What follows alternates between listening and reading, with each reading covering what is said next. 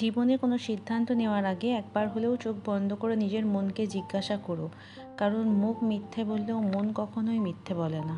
Hello everyone, আসসালামু আলাইকুম, welcome back to my another new blog. আমি আয়েশা। সবাই কেমন আছেন? আশা করি ভালো আছেন, সুস্থ আছেন। এখন ঘড়িতে বাজছে 9:15 আর আমি এসে গেছি কিচেনে ব্রেকফাস্ট বানাতে। আজকে ব্রেকফাস্টে বানাবো আলুর পরাঠা, চা বানাবো আর দই দিয়ে খাবো, সিম্পল দই দিয়ে। তো আমি এখানে ওর জন্য ওভেনেতে পানি গরম করতে দিয়ে দিলাম আটাটা ছানবো বলে। আর এখানে চা চাপাবো বলে দুধের আগে যে মালাইটা জমে, ওই মালাইটাকে তুলে নিয়ে আমি রোজই একটা বলে জমা করে রাখি। আর এটা অনেকটা হয়ে গেলে তখন ঘি বানাই। মালাইটা ওঠানো হয়ে গেলে আমি বাকি দুধটাকে এই দুধের বোতলটাতে ভরে রাখি, কেন কি স্পেস ফ্রিজে কম নেই। এক হাতে আমার ফোনটা ছিল বলে বেশ কিছুটা দুধ পড়ে গেছিলো, ওটা আমি মুছে নিয়েছি। মুছে নিয়ে দুধটা ফ্রিজে ভরে দিয়ে এবার এখানে আটাটা মাখাবো বলে আটা নিয়ে নিলাম। আজকে আটা দিয়ে আমি বানিয়েছিলাম। কখনো কখনো আমি পুরো ময়দা দিয়ে বানাই, কখনো কখনো আটা ময়দা মিক্স করে দুটোকে একসঙ্গে মিলিয়ে বানাই। তো আজকে শুধু আটার বানিয়েছিলাম আমি, আর কিছু দিইনি। এতে শুধু নুন দিয়েছিলাম আর পানি দিয়ে ভালো করে আটাটাকে মেখে নিয়েছি। অ্যাকচুয়ালি ময়দার পরোটাটা খেতে তো খুবই মজা লাগে, কিন্তু ওটা আনহেলদি, ফাইবার থাকে বেশি ওতে। তো ওর জন্য আমি ময়দাটা একটু অ্যাভয়েড করি। কিন্তু বাচ্চারা আবার ময়দার পরোটাটা খেতেও বেশি ভালোবাসে, খাস করে আমার সাফিন বেশি খেতে ভালোবাসে ময়দার পরোটাটা। আপনাদের সাথে গল্প করতে করতে আমার আটা মাখা হয়ে গেছে। আর আমি অ্যাকচুয়ালি কাল রাতে আলু ভর্তা করেছিলাম ডিনারে, তো তখনই আমি আলু একটু বেশি করে সেদ্ধ করে রেখে দিয়েছিলাম ফ্রিজে। আর এখানে আমি আলুটা মাখাবো বলে ওর জন্য পেঁয়াজ কাঁচা লঙ্কা একটু কুচি করে নিলাম, একদম কুচি কুচি করে নিয়েছি, চপারে করেছি, খুব জলদি হয়ে গেছে। তো আলুতে পেঁয়াজ কাঁচা লঙ্কাটা দিয়ে দিলাম, তারপরে একটু ধনে পাতাও কুচি করে দিয়েছিলাম। আর আলু সেদ্ধ করার সময় আলুতে নুন দিয়েছিলাম, ওর জন্য এখন আর নুন দেওয়ার দরকার হয়নি। আর ওপর থেকে একটুখানি জিরে রোস্ট করে যে গুঁড়ো করে রাখি সেটা একটু দিয়েছিলাম, খুব ভালো টেস্ট আছে এটাতে। সাইডে আমি চাটাকে কম ফ্লেমে চাপিয়ে রেখেছি, চা কিছুক্ষণ ধরে মানে ফুটলে চাটা একটু বেশি ভালোই টেস্ট হয়। আর এদিকে আমি আটাগুলো সব যেমন সাইজের পরোটা বানাবো ওরকম ছোটো ছোটো বল করে ডিভাইড করে নিয়েছি। করে নিয়ে ওর ভেতর পুর ভরে নিয়েছি, একটা একটা করে পুর ভরছিলাম আর একটা একটা করে পরোটা সেঁকছিলাম এক সাইডে। তো এই করে আমার সব পরোটাগুলো সেঁকা হয়ে যায়। তারপর সবাইকে ডাকি নাস্তার জন্য, দিয়ে নাস্তা করে নিয়েছিলাম। আজকে পরোটাগুলো আমি তেলে সেঁকিনি, আজকে পরোটাগুলো ঘি দিয়ে সেঁকেছিলাম। যেহেতু একটু হেলদি করছি তো ঘি খাওয়াই ভালো না তেল তেল খাওয়ার থেকে। আমার বাচ্চারা আমার হাতের আলুর পরোটাটা খেতে প্রচণ্ড ভালোবাসে, ওরা অনেক হোটেলেও খেয়েছে, অনেকের বাড়িতেও খেয়েছে। কিন্তু আমি যখনই আলুর পরোটা বানাই ওরা সবসময় আমাকে কমপ্লিমেন্ট করে, মা তোমার পরোটাটা বেস্ট হয়েছে। কেন কি আমি ভেতরে আলুটা অনেকটা ভরি, আলুর পুরটাতে যেন প্রত্যেক বাইটে ভেতরে আলুটা পাওয়া যায়, তোর জন্য খুব মজা লাগে। আর একটু বড় সাইজের বানাই আমি পরোটাগুলো, একটা খেলেই মানে পেট ভরে যাবার মতন।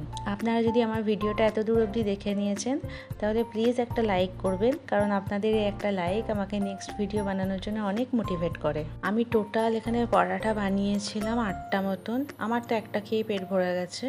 তারপর আরও সবাই সব খেয়েছিল। দই দিয়ে সকাল সকাল ঠান্ডা ঠান্ডা দই দিয়ে পরোটাটা খেতে প্রচণ্ড মজা লেগেছিলো। তারপরে ব্রেকফাস্ট হয়ে যাওয়ার পরে আমার মেয়ে এখানে পানিগুলো ভরছে। আর এখানে দেখুন আমার কিচেনটার আমি কি হালত বানিয়েছি, পুরো মেস করে দিয়েছি চারিদিক। প্রায় 11:30 বেজে গেছিলো, কিচেন ক্লিনও করে নিয়েছি।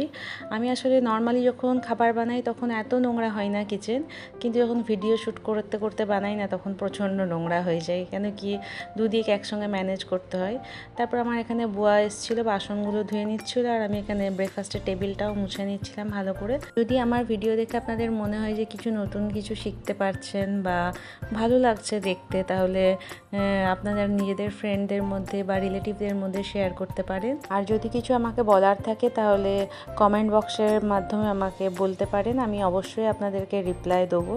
আমার কিচেনও পরিষ্কার করা হয়ে গেছে, টেবিলও মোছা হয়ে গেছে। এবারে ওয়াশিং মেশিনে কিছু কাপড় দেওয়ার ছিল, কাপড়গুলো দিয়েছিলাম, আমি আগেই দিয়ে রেখেছিলাম।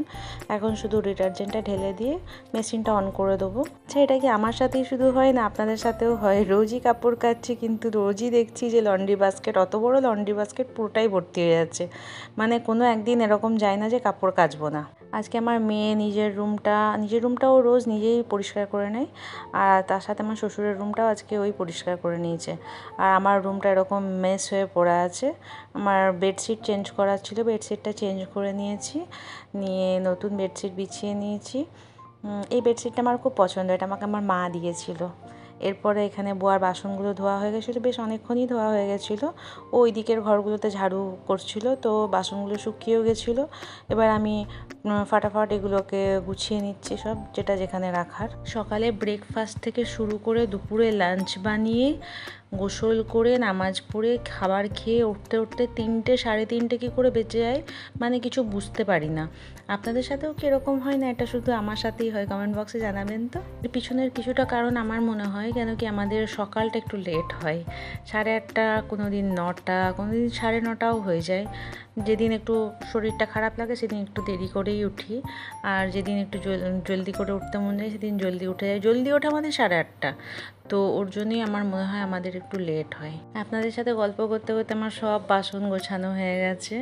আমি আসলে গল্প করতে খুব ভালোবাসি, তবে সবার সাথে নয়। আপনাদের সঙ্গে ভালোই লাগছে আমার গল্প করতে। এই অবধি কাজ করতে করতে 12:30টা বেজে গেছিলো। আজকে আমি একটু রিল্যাক্সই ছিলাম, কেন কি রান্না বলতে তেমন কিছু নেই।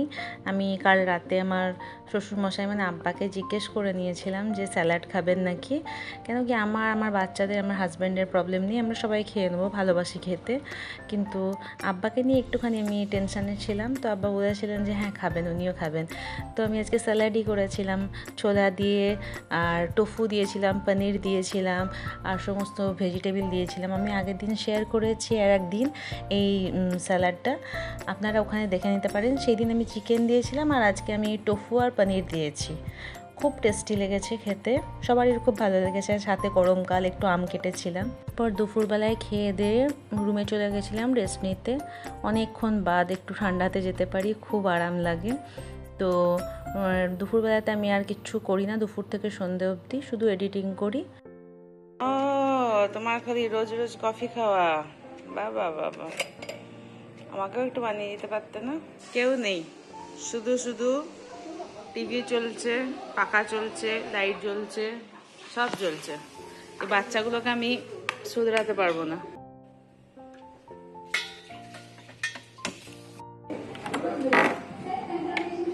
সাফন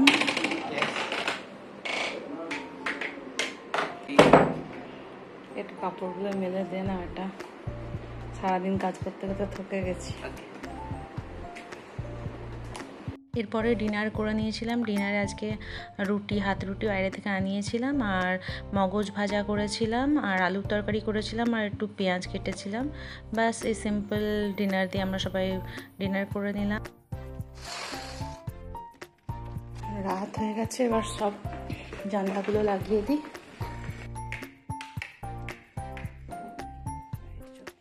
এতদিন হয়ে গেছে আমি এখনো লাইটের সুইচ মুখস্থ করতে পারিনি। আপনারা আমার কাছে আর কীরকম ধরনের ভিডিও দেখতে চান জানাবেন, আমি অবশ্যই আপনাদের কথা রাখার চেষ্টা করব। তোমাদের অভ্যাস বড্ড খারাপ আফিফা, কখন তো খেয়েছো এখনো অবধি কাপ এখানে পড়ে আছে।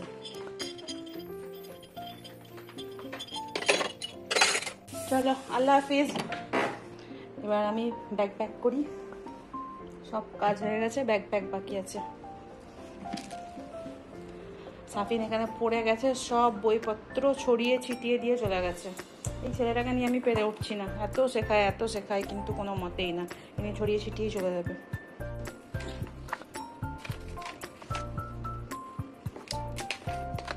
ওরা পড়বে আর আমরা গুছাবো।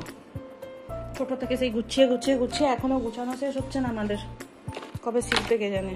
আমার তো নিয়ে যাওয়ার তেমন কিছুই জিনিসপত্র নেই, আমার সব কিছু আছে এখানে বর্তমানে। আসলে নিয়ে যেতে হবে আমার হাজব্যান্ডের কাপড় চোপড়, আর কিছু চাদর ফাদর নিতে হবে, আর আমার ছেলের জামা কাপড়, ব্যাস আমার সব আছে এখানে। শুতে যাও, দেখুন 12টা বাজছে, এখনো শুতে যায়নি, সকালবেলায় স্কুল। জলদি যাও শুতে। হয়ে গেছে আমার ব্যাগ গুছানো, ব্যাস আর তো কিছু নেওয়ার নেই, এইটুকুই। ভিডিওটা এখানেই শেষ করছি। সবাই ভালো থাকবেন, সুস্থ থাকবেন, আমাদের জন্য দোয়া করবেন। দেখা হয়ে যাবে নেক্সট কোনো ভিডিওতে। আর যদি ভালো লাগে তো প্লিজ আমার চ্যানেলটা সাবস্ক্রাইব করে দেবেন। আল্লাহ হাফিজ।